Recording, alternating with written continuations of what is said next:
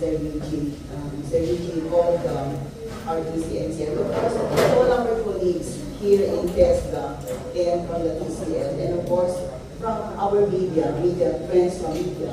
Magandang hapon po sa akin.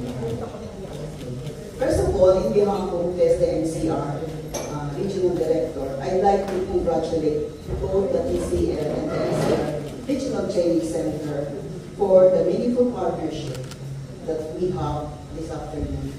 This will truly benefit our constituents, not just in the National Capital Region, but of course from all other provinces all over the Philippines.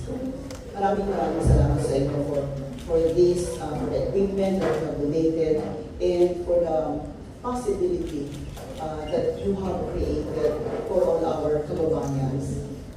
Sabi ko nga, not just in NCR, but from all over.